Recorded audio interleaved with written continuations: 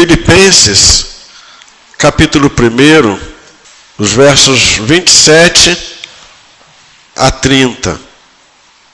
Diz o seguinte a palavra do Senhor: vivei acima de tudo por modo digno do Evangelho de Cristo, para que, ou indo ver-vos, ou estando ausente, ouça no tocante a vós outros, que estáis firmes em um só espírito, como uma só alma, lutando juntos pela fé evangélica, e que nada estáis intimidados pelos adversários, pois o que é para eles prova evidente de perdição, é para vós outros de salvação, e isto da parte de Deus.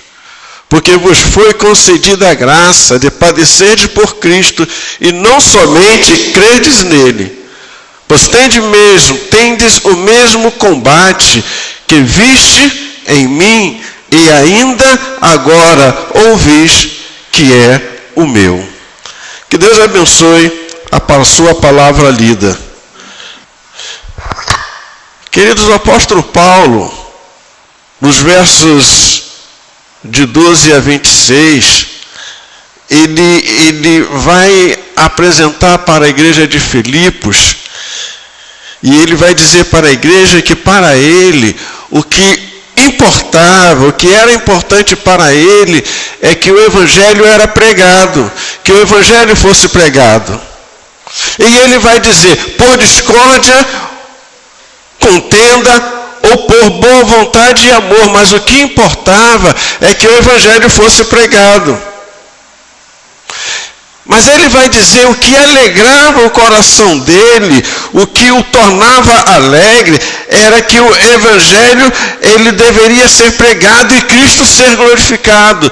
O que gerava alegria nele é que o evangelho sendo pregado e Cristo sendo glorificado. Agora, nesse texto que nós lemos, o apóstolo Paulo ele decide desafiar e exortar a igreja para algo mais importante, para algo muito importante.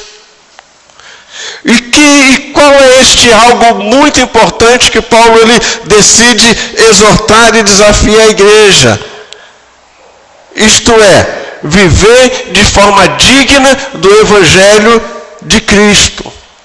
O apóstolo, ele exorta, ele incentiva, ele desafia a igreja para assumir com firmeza a sua identidade cristã e, consequentemente, se identificar como cidadão do céu em qualquer situação ou circunstância de vida. A questão é, o que é ser? O que é viver de forma digna do Evangelho de Cristo? O que é viver de forma digna do Evangelho de Cristo? É sobre isso, queridos, que nós queremos compartilhar com a igreja neste nosso quarto sermão expositivo sobre essa carta de Paulo aos Filipenses. E aí nós podemos ver algumas coisas que esse texto vai chamar a nossa atenção. A primeira coisa é, viver de modo digno do Evangelho de Cristo é viver como cidadão do céu. O verso 27, ele vai nos mostrar isso. Quando a gente olha o texto, a gente percebe que Paulo, ele começa o texto da seguinte forma: vivei acima de tudo. Então ele vai dizer, viver acima de tudo. Esse termo que Paulo usa, viver acima de tudo, tem o sentido de comportar-se como cidadão. Então, quando Paulo escreve para aquela igreja, e ele diz, viver acima de tudo, ele está dizendo, vocês precisam aprender a se comportar como cidadãos. No contexto da época, os filipenses eram cidadãos romanos, pois eles viviam numa colônia romana. Portanto, eles deveriam se orgulhar ou ter orgulho e responsabilidade em viver como cidadão romano. E viver como cidadão romano de uma forma exemplar, que dignificasse a cidadania romana. Então, o apóstolo Paulo, ele incentiva a igreja a viver ou a comportar-se como cidadão dos céus. Eles eram cidadãos romanos. E como cidadão romano, eles tinham que ter um comportamento, um padrão de vida. E Paulo então usa isso para dizer para eles o seguinte: agora vocês também são cidadãos dos céus. E como cidadão dos céus, vocês precisam viver de acordo com a cidadania divina ou a cidadania celestial que vocês têm. E vocês precisam expressar essa cidadania em meio às lutas, em meio às dificuldades da vida, em meio aos problemas. Vocês precisam mostrar a sua identidade cristã. Consequentemente, mostrando a sua fé em Cristo. Segundo o Dr. Carlson, viver de modo digno do Evangelho significa comportar-se de modo digno do Evangelho. É deixar que o Evangelho determine e transforme cada parte da nossa vida. Viver de forma digna do Evangelho é nos moldarmos ao Evangelho de Cristo e deixar que Ele molde a nossa vida e de tal maneira que a gente passe a viver de acordo com esse Evangelho. Ou como Raphael Jair disse, a conduta dos cristãos deve ser condizente com o Evangelho de Cristo. Devem viver como cidadão do céu, mostrando que estão sob o governo de Cristo. Se somos cristãos, se somos lavados e remidos no sangue do Cordeiro, nós somos cidadãos dos céus. A nossa pátria não é aqui. Nós somos forasteiros, nós estamos de passagem nessa terra. A nossa cidadania não está aqui. E nós devemos então viver e nos comportar como cidadãos dos céus. A nossa Constituição, como alguém já disse, está lá em Mateus 5, que são as bem-aventuranças, é a Constituição do reino. O padrão de vida do cristão está ali. Então Paulo vai e ele desafia aquela igreja a viver de acordo com a sua cidadania celestial. Então, nosso proceder deve ser como filhos e servos de Deus. Por isso Paulo ele vai dizer que nós somos embaixadores de Cristo. Porque nós representamos Cristo aqui na terra. E como representante de Cristo, como embaixadores do céu, nós devemos proceder, devemos agir e testemunhar com o desejo de agradar e servir ao nosso Deus. A nossa terra não é aqui, a nossa pátria não é aqui, estamos de passagem, somos cidadãos dos céus. Então o nosso padrão de vida, o nosso padrão de moralidade, não é esse padrão que a sociedade estabelece, é o padrão que o Evangelho estabelece. O nosso referencial não são os padrões culturais e sociais, o nosso referencial é o padrão bíblico que se encontra no Evangelho de Cristo.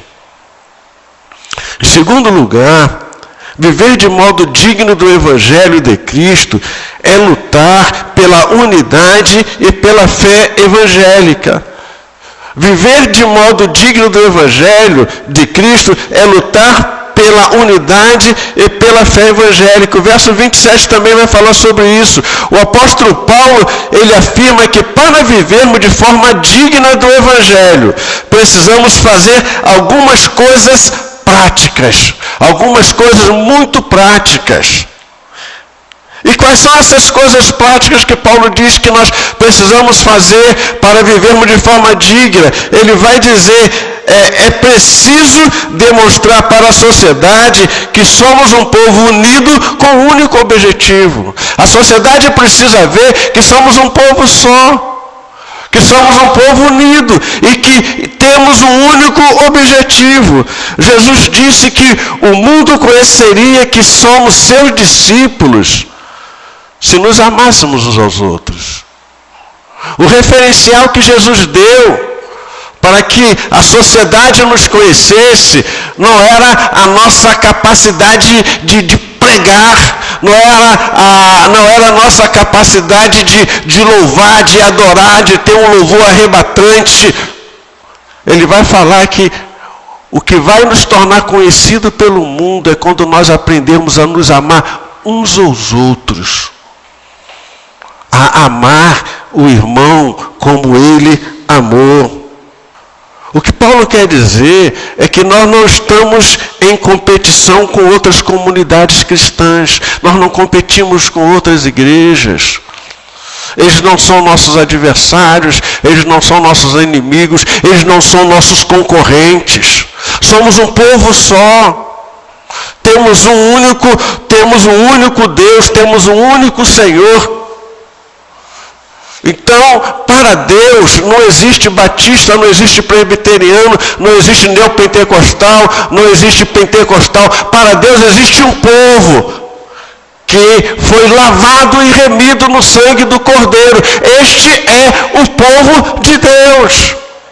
E Paulo diz que se nós queremos viver de forma digna do Evangelho de Cristo, nós precisamos aprender a lutar pela unidade do povo de Deus. Precisamos aprender a pararmos de nos espetarmos uns aos outros, de afrontar um ao outro. Precisamos aprender a nos amar e nos aceitar nas nossas diferenças. E que somos radicalmente diferentes. Um presbiteriano tradicional é radicalmente diferente de um neopentecostal. Mas se os dois têm Jesus como Senhor e Salvador da sua vida, eles vão para o céu. E se a gente não aprende a se respeitar, a se amar, a se unir aqui, apesar das diferenças, como nós vamos estar no mesmo céu? Porque o céu não é de presbiteriano, o céu não é nem de pentecostal, neopentecostal, seja lá o que for. O céu é daqueles que foram remidos e lavados no sangue do Cordeiro. E quem foi remido e lavado pelo sangue do Cordeiro vai estar no céu. Quer você goste, quer você não goste. Quer ele fique gritando no seu ouvido ou não. E lá no céu não vai ter um lugar separado para cada um, não. Aqui estão os pentecostais, aqui estão os pentecostais, aqui estão os tradicionais reformados, aqui estão os tradicionais arminianos, isso e aquilo. Não tem nada disso. É um céu só. Então você tem que aprender a conviver, a gerar essa unidade. Para que possamos levar as pessoas a entender que nós somos povo de Deus.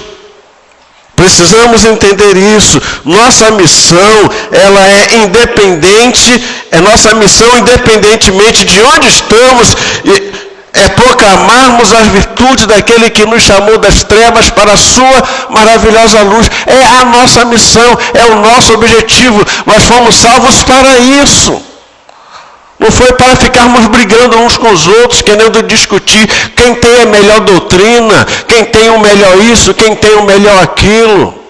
E é isso que Paulo vai falar para os coríntios. Não diz que eu sou de Paulo, eu sou de Apolo. E aí tem os mais espirituais e consagrados, né? Entre aspas, eu sou de Cristo.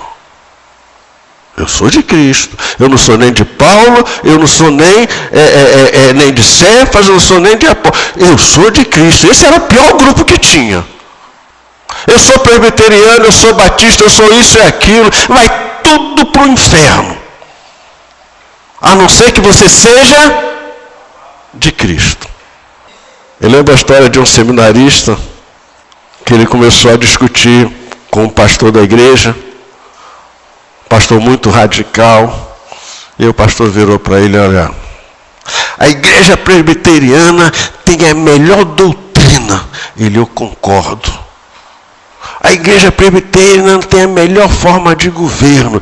Eu concordo. A igreja presbiteriana é isso. Ele, eu concordo. A igreja presbiteriana é isso. Aí o pastor falou, e se a igreja presbiteriana for para o inferno, eu vou junto com ela. Aí ele falou, o senhor vai sozinho, porque eu não. O senhor vai, eu não. Eu vou para o céu. O que nos leva para o céu é a pessoa de Jesus. E nós fomos chamados para pregar, para testemunhar, para falar desse Jesus.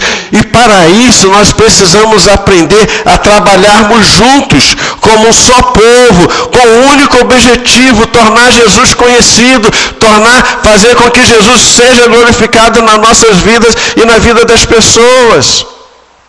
Paulo vai dizer que essa maneira da gente viver de forma digna do Evangelho, ele vai dizer que nós precisamos, consequentemente, também lutar pela fé evangélica. Isto é, lutar juntos pela fé evangélica. Lutar junto pela fé evangélica é lutar contra heresias, contra falsos evangelhos, contra distorções doutrinárias. E como a gente faz isso? Pregando o Evangelho. Como o FBI, ele ensina as pessoas a identificarem uma nota falsa, mostrando a eles a identificar a nota verdadeira. Se a pessoa consegue identificar a nota verdadeira, quando ele pegar a nota falsa, ele vai ver a diferença. Como é que nós fazemos com que as pessoas compreendam que estão em caminhos errados ou estão em práticas heréticas? É pregando o verdadeiro Evangelho. Não é brigando contra elas. Porque, como Paulo diz, essas pessoas estão cegas, iludidas. Então nós precisamos lutar para defender o Evangelho. E a maneira de defender o Evangelho é pregar o Evangelho puro, o Evangelho de Cristo. O apóstolo Paulo, então, ele enfatiza que não é uma luta individual, mas é uma batalha da igreja. É a igreja que batalha, é a igreja que luta, é o povo de Deus que luta por essa fé evangélica. O apóstolo, então, ele vai enfatizar lá em Efésios capítulo 6, que a nossa luta não é contra carne e sangue, mas contra os principados e potestades que agem nas regiões celestiais. Então Paulo diz, nós não lutamos contra pessoas. Nós lutamos contra sistemas espirituais, nós lutamos contra poderes espirituais, contra forças demoníacas que cegam as pessoas, que entram nas estruturas sociais, políticas, econômicas, culturais, e faz que as pessoas se pervertam. Não é contra pessoas, é contra poderes demoníacos que agem. Então a nossa luta é uma luta muito poderosamente espiritual, para que Deus abra os olhos dessas pessoas. Por isso Paulo vai dizer que as nossas armas não são carnais, mas elas são poderosas em Cristo para destruir sofisma, toda forma de filosofia, toda forma de altivez, e reduzi-los e conduzi-los à obediência de Cristo. As nossas armas são oração, são jejuns, são palavra de Deus, são adoração, são essas armas que são poderosas para quebrar os poderes demoníacos que agem influenciando as pessoas. Não adianta a gente brigar com pessoas, porque na verdade elas são vítimas, como éramos no passado. Elas são vítimas, são dominadas, conscientes ou inconscientemente, estão debaixo dos poderes demoníacos. E enquanto esses poderes não forem quebrados, elas não vão conseguir que a luz resplandeça na sua vida. É preciso primeiro quebrar esses poderes, destruir esses poderes que envolvem as pessoas, para que a luz do Evangelho entre na vida dessas pessoas.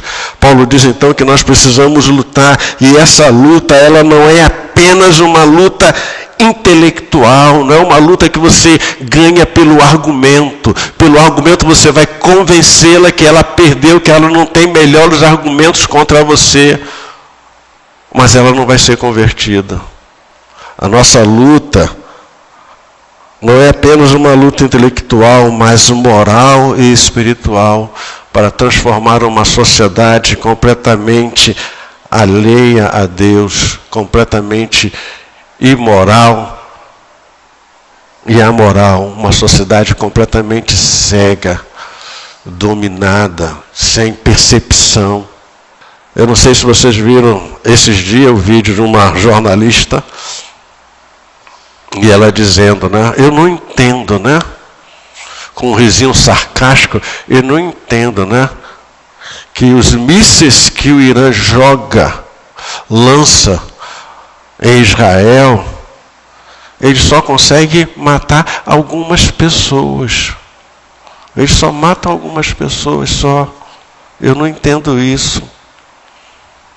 Aí depois ela faz e diz, não, eu não queria dizer isso, é que as pessoas são moralmente bloqueadas, elas não têm percepção da verdade. Paulo diz que a nossa luta é contra isso. Em terceiro lugar, Paulo vai dizer que viver de modo digno do Evangelho de Cristo é não se deixar intimidar pelos adversários. E ele vai colocar isso no verso 28. O apóstolo Paulo, ele diz que não podemos nos deixar sermos intimidados. E ele vai dizer, em que nada estejais intimidados. O que ele quer dizer com isso? O termo usado por Paulo significa amedrontados, aterrorizados como um cavalo assustado.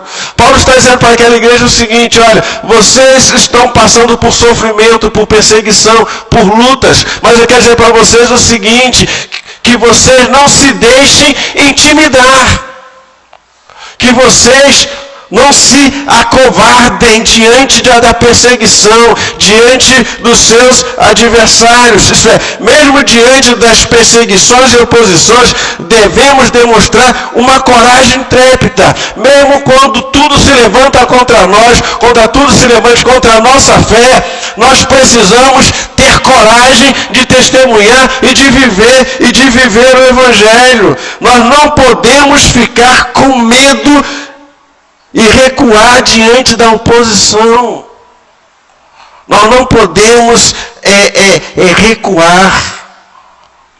Nós não podemos nos calar. Nós precisamos aprender a enfrentar. Jesus ele vai dizer que as portas do inferno não prevalecerão contra a igreja de Deus. O que Jesus está dizendo é que a igreja ela é vencedora. O que ele está dizendo é que a igreja não precisa ter medo, a igreja precisa ter coragem de enfrentar.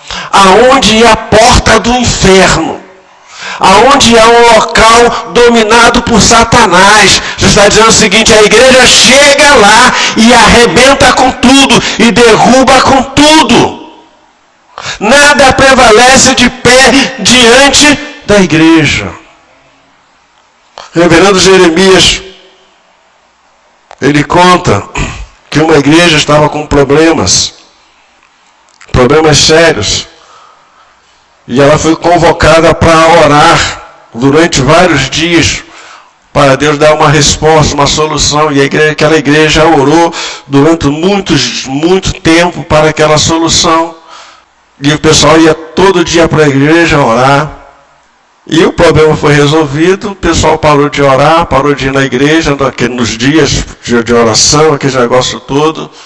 E aí um dia um irmão lá da igreja, eu estava indo para a igreja, passou perto lá de um bar, um bar lá, o dono chegou, meu irmão, vocês iam todo dia para a igreja orar, vocês não estão indo?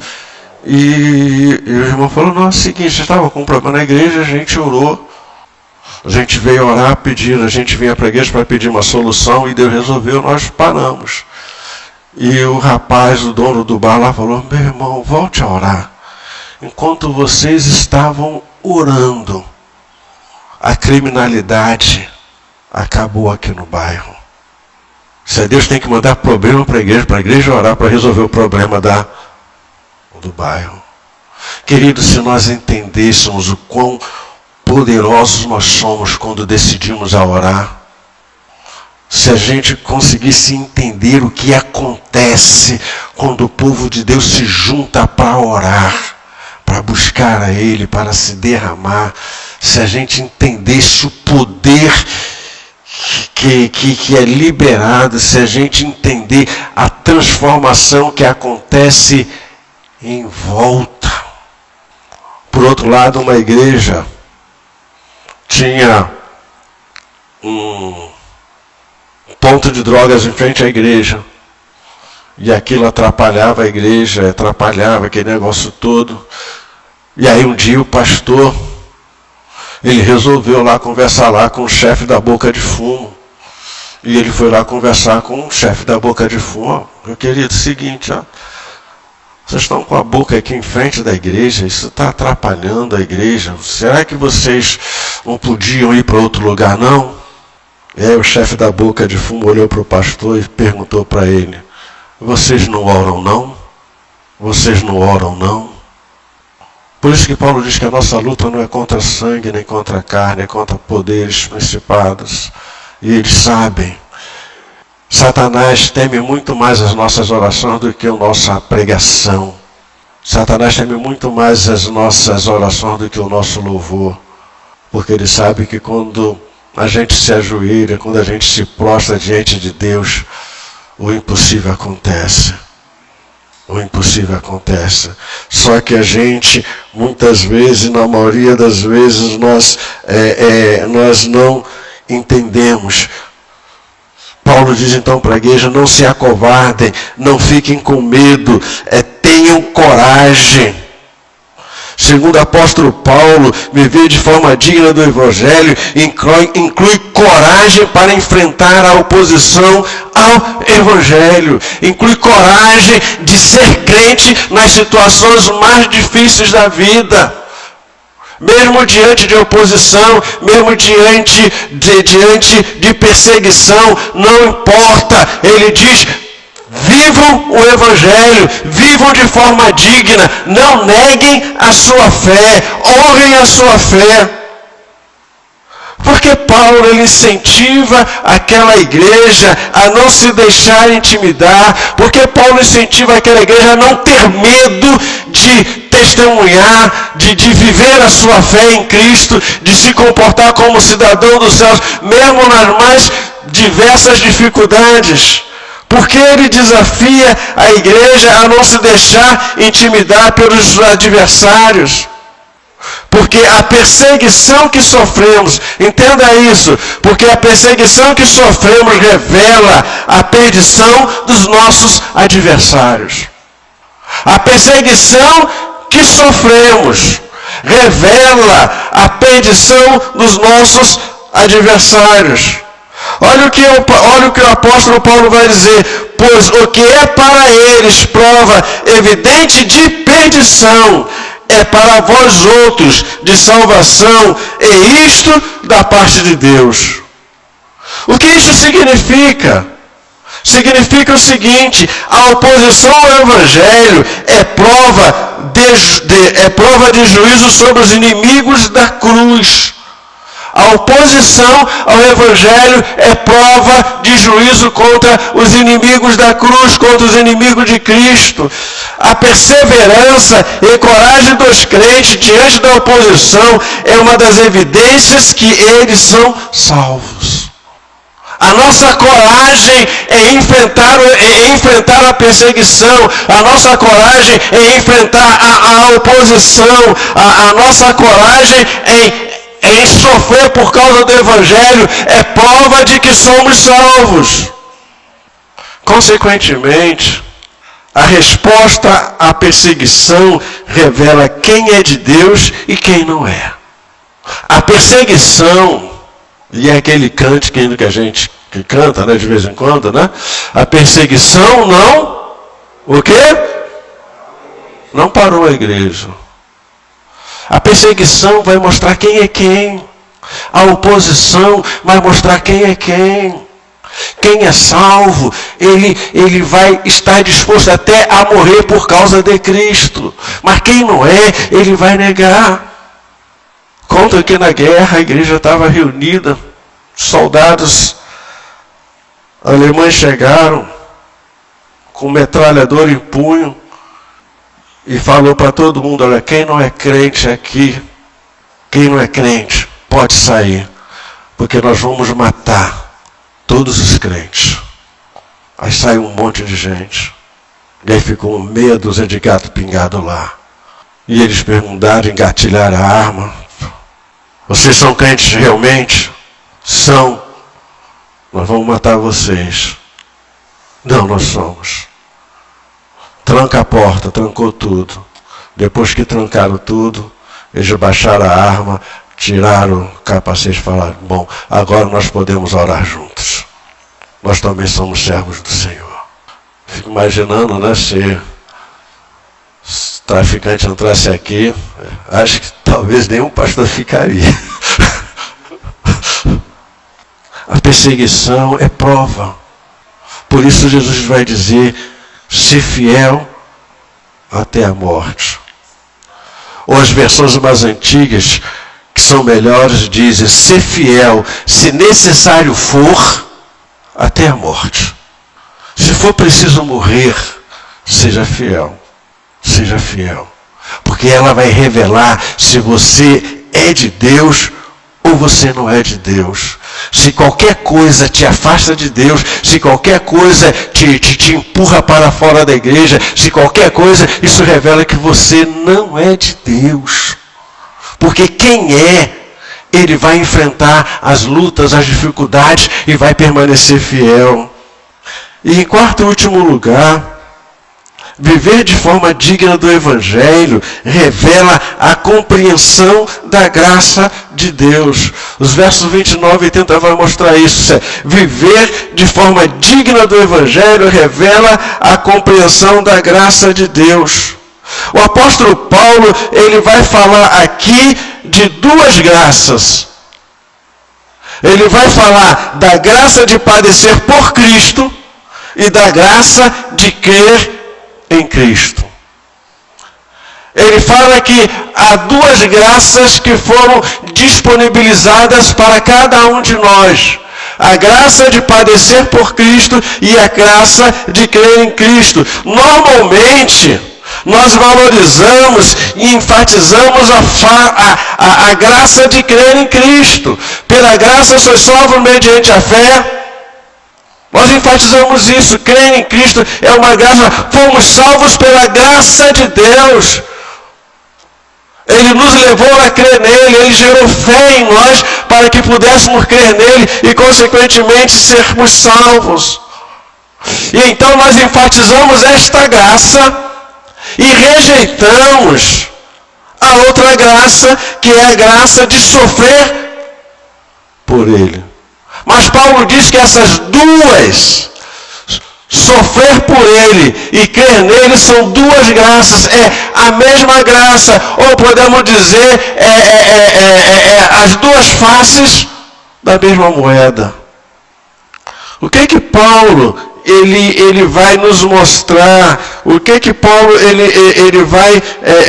ele vai nos ensinar com isso? O termo que Paulo usa para graça aqui significa foi agraciado a você.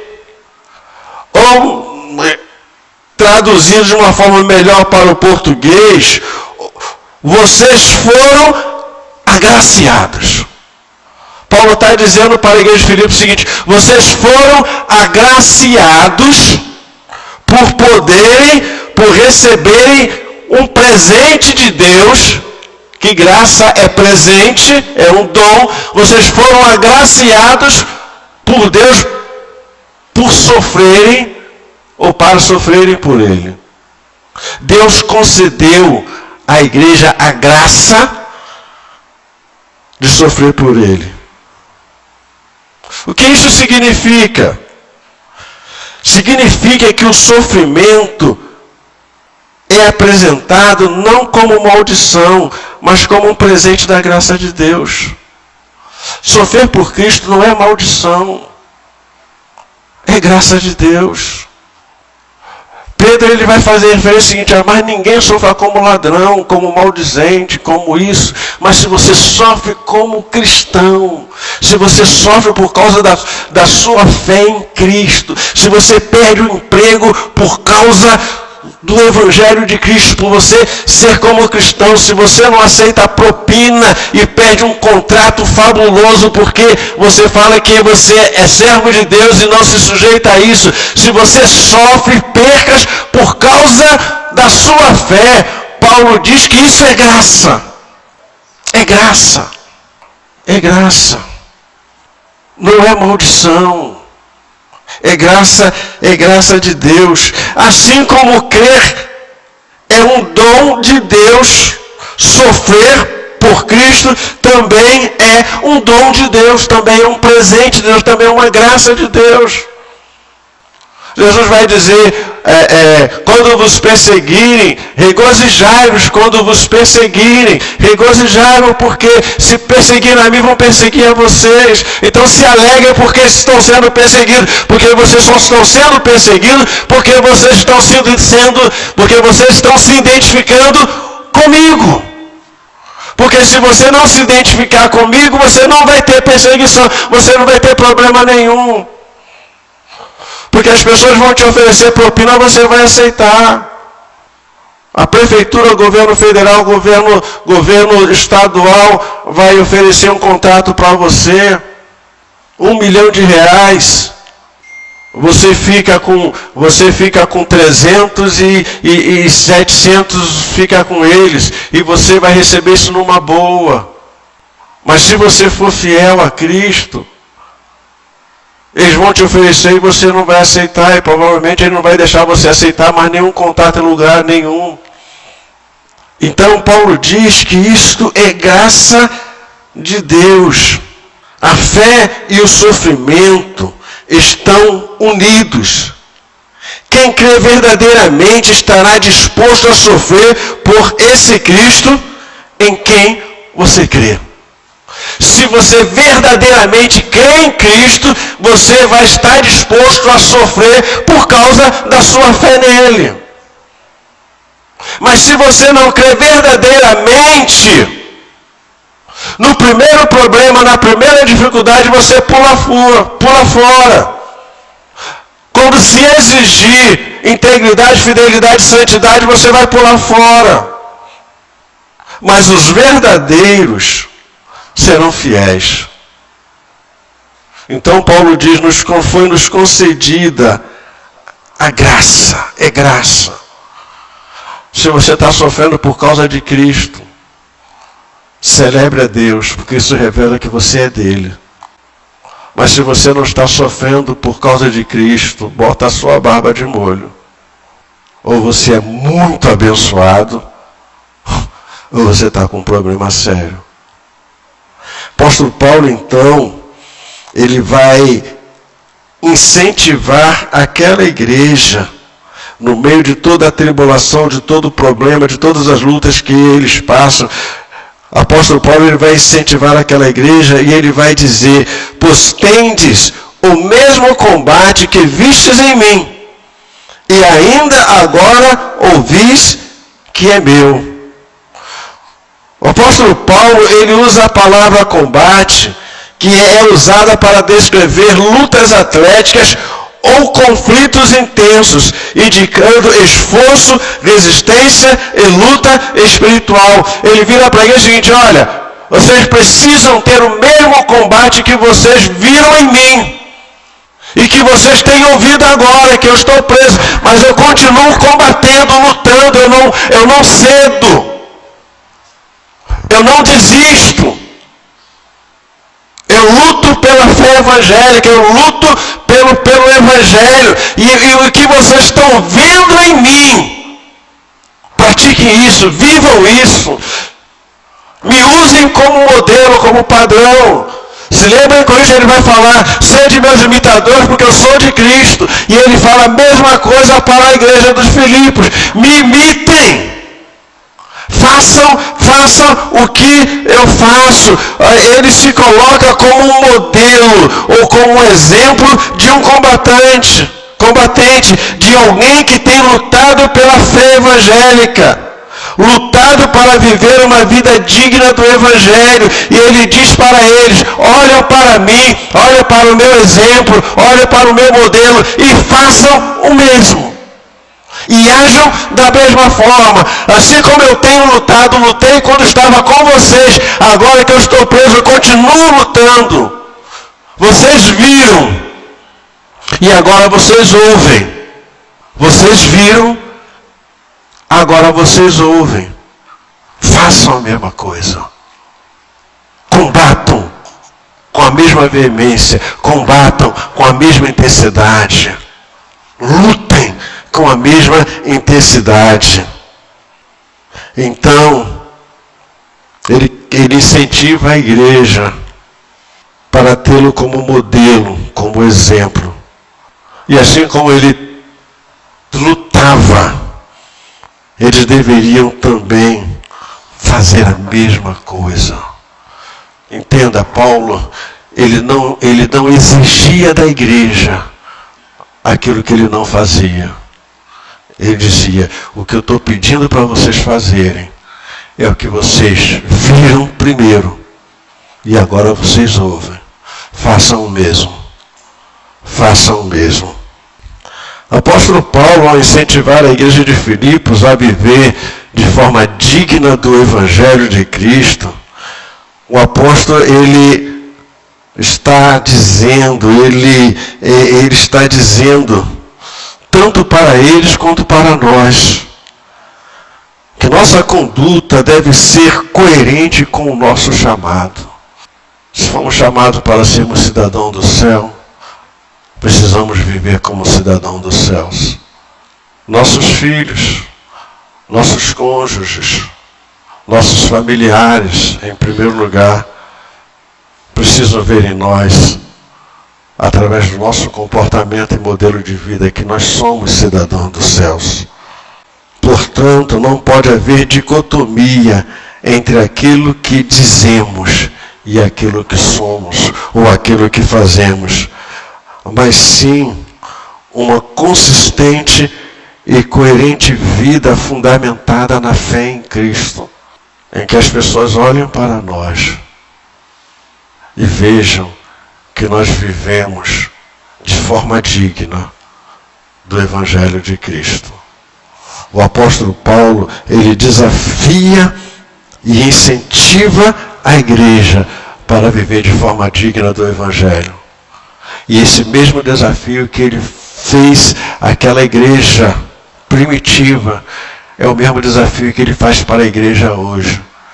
Para nós vivermos de forma digna do Evangelho, para nós vivermos como cidadãos dos céus. Porque a nossa pátria não é aqui. Porque nós somos embaixadores de Cristo, representamos um reino poderoso. Ele nos deu autoridade para representar este reino. E precisamos, com a nossa vida, honrar esse reino e honrar o Senhor deste reino. Curve a sua cabeça, se coloque diante do Senhor.